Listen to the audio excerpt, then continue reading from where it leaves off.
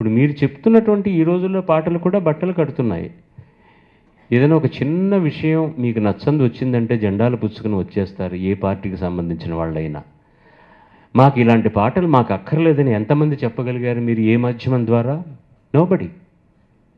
మీరు చెప్పనంత వరకు దానికి ఎక్కడ ఎవరూ అడ్డుకట్ట వేయరు. మాకు నచ్చలేదు ఈ సినిమా, మాకు నచ్చలేదు ఈ పాట అనేటటువంటిది ఏకకంఠంగా వినిపించగలిగితే వాళ్ళు మార్పులు తీసుకొస్తారు. ప్రతి దర్శకుడు లేకపోతే ఒక సినిమాకు సంబంధించిన అధికారి చెప్పే మాట ఏంటంటే, జనం ఇది కోరుకుంటున్నారండి అని. జనం కోరుకుంటున్నారన్నది ఏమన్నా బ్యాలెట్ పెట్టి అడిగారా ఎవరైనా? లేకపోతే ఇంటింటికి వెళ్ళి అభిప్రాయ సేకరణ చేశారా? ఎవరూ చేయలేదు.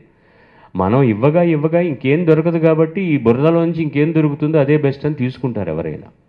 నేను మిగతా అన్ని భాషల్లో పాడుతున్నాను కాబట్టి ముఖ్యంగా దక్షిణాదికి వస్తే తమ భాష పట్ల చాలా ఎవరో ఒకరిద్దరు మాట్లాడుతుంటే చప్పట్లు కొడతారు తప్ప ఏమాత్రం కూడా అంకిత భావం లేని వాళ్ళు తెలుగు వాళ్ళు. Please accept this.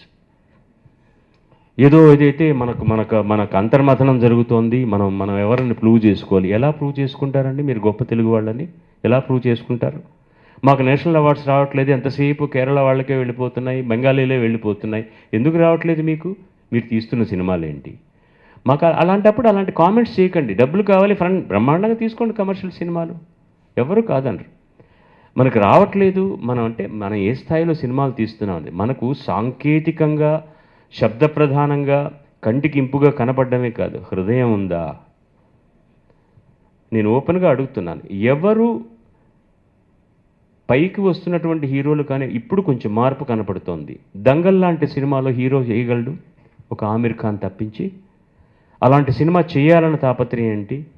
నేను సవినయంగా చిన్నవాళ్ళైనా పెద్దవాళ్ళైనా లబ్ధ ప్రతిష్ఠులైనటువంటి నటులందరినీ కోరేది ఏంటంటే, మీరు 4 సినిమాలు ఇవాళ చేస్తుంటే మీరు 4 సినిమాల్లో 3 సినిమాలు మీకు ఇష్టం వచ్చినటువంటి ఫార్ములాతో కమర్షియల్ సినిమా చేయండి. ఒక్క సినిమా మీకోసం, మీ జాతి కోసం, మీ భాష కోసం, మీ గర్వం కోసం ఒక్క సినిమా తీయండి. నేను ఒక హీరోని అడిగితే, నువ్వు బాగానే చెప్పావు అన్నయ్య, డబ్బులు పోయా ఒక సినిమా నేను తీసి అన్నా. మీరు ఫార్ములా అని తీస్తున్న ప్రతి సినిమాకు కూడా డబ్బులు వస్తున్నాయా? వాటిలో ఫ్లాప్స్ లేవా? మీకు ఆ ఫార్ములా కనుక కరెక్ట్ అనుకుంటే ప్రతి సినిమా హిట్ కావాలి కదా, ఎందుకు కావట్లేదు మరి? జనం పల్స్ తెలిసిన దర్శకుడు, జనం పల్స్ తెలిసిన హీరో అని మాట్లాడుతున్నారు మీరు. జనం పల్స్ తెలిసిన వాడైతే ప్రతిదీ కూడా సక్సెస్ఫుల్లే కావాలి. సినిమా తీయడం వరకే మన వంతు, దాని జాతకం నిర్ణయించేది జనాలు. ఇప్పుడు తీశారండి, నేను ఇదే చెప్తాను. మిథునం అన్న సినిమా తీశారు, చాలామంది చప్పట్లు కొట్టారు, ఎంత గొప్పగా ఉందన్నారు. ఏం మిగిలిందండి ఆ నిర్మాతకి? ఏం మిగలలేదు. సినిమా హాళ్ళు దొరకలేదండి సినిమా థియేటర్స్ దొరకలేదు ఆ సినిమాని ప్రొడ్యూస్ చేయడానికి. దీనికి కారణకర్తలు ఎవరో, కారణాలు ఏమిటో అందరూ ఆలోచించుకోవాలి. హార్డ్లీ 10 థియేటర్లో వేశారు మొత్తం. ఇక్కడ ఆన్లైన్లో చూసిన వాళ్ళు ఎక్కడెక్కడో మన భాషేతరులు చూసి నాకు పంపించిన మెయిల్స్ ఉన్నాయి నా దగ్గర. ఇప్పుడు దాన్ని మరి ఏమంటాం? ఇప్పుడు ఒక పెద్ద సినిమా వస్తుంది అంటే ఒక 200 స్క్రీన్స్ బుక్ చేసేస్తారు. చిన్న సినిమా దొరకదు, రాదు. ఆ సినిమా ఆడిన తర్వాతే చేయాలి, లేకపోతే ఆడక ముందర వేస్తే ఈ సినిమా బాగా ఆడుతున్నా సరే పెద్ద సినిమా వచ్చిందంటే ఈ సినిమాని తీసేస్తారు. ఇది అన్నిటి పట్ల జరుగుతుంది నేను అనట్లేదు, జనరల్గా జరుగుతున్నది అది. సో బోలెడు కారణాలు ఉన్నాయండి. నేను అనేది ఏంటంటే, మీరు చివరిన ఒక్క మాట అన్నారు కాబట్టి ప్రేక్షకులుగా మేమేం చేయాలి అని.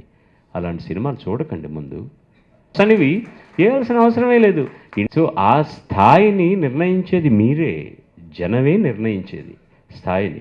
మనకు రావట్లేదే మంచి సినిమాలు అనుకోకుండా, మంచి సినిమాలు రావాలని కోరుకుంటే దానికి చేయలేవు. ఈ ఉద్యమాన్ని అనగానే గందరగోళంగా బ్యానర్లు పట్టుకుని రోడ్డు మీద వెళ్ళాలని కాదు. మంచి మాధ్యమాలు ఉన్నాయి, దాని ద్వారా తెలియచేయండి అందరికీ.